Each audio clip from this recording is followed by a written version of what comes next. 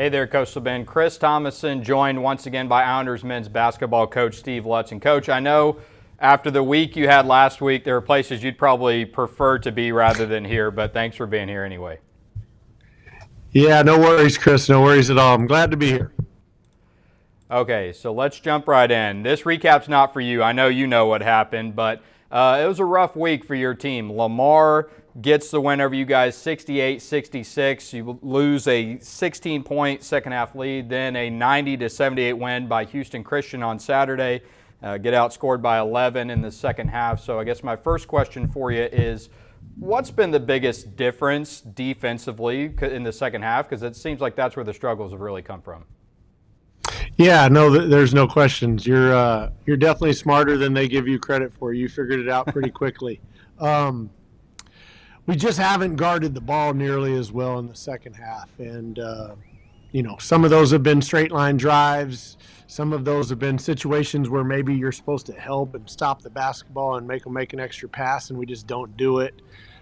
Some of it has been pick and roll defense, and then a lot of it has been just we've not taken good shots on the offensive end, and maybe we've turned the ball over, and then therefore you end up playing in transition on the defensive end, and that's the worst place you can be defensively. You want to always have your defense set in the half court, and you always want to have a chance to defend what you see in front of you. But when you're playing in transition, a lot of times that's not the case.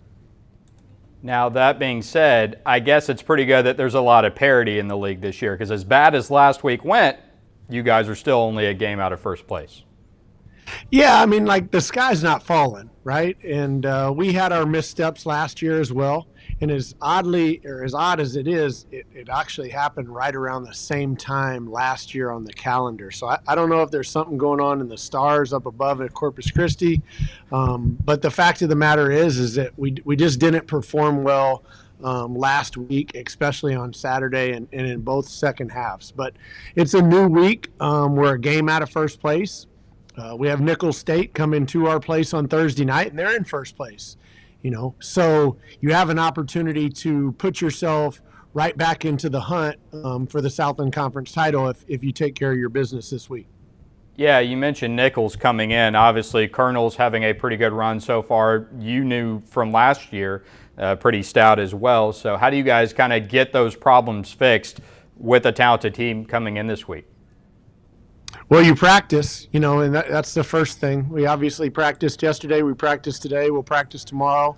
And then, we'll make a few subtle adjustments here and there. But at this point in the season, typically your team's DNA is pretty much intact. And the same team that was defending well for 40 minutes, the same team that was turning people over at a rate of top, 20 in the country, they're still the same guys in the locker room, right? And so what's changed? Is it your mental? Is it your physical? Is it a combination of both? That's what we've got to figure out. But the talent's still there.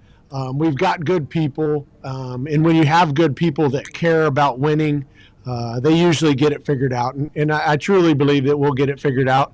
Let's hope we get it figured out, before Thursday night, though. Yeah, how much does having such an experienced team help with that? If you had a younger team, might get a little panicked, but I assume that's not these guys, right?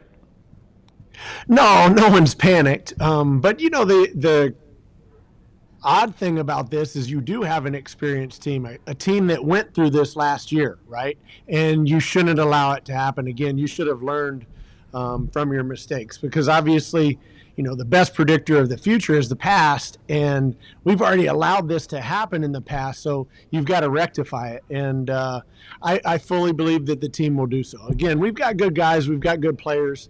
We lost a couple games last week, and give credit to those other universities and their programs, but we've got to get back on track to being who we are, and that's an aggressive basketball team that forces people into doing things that they're not normally used to doing.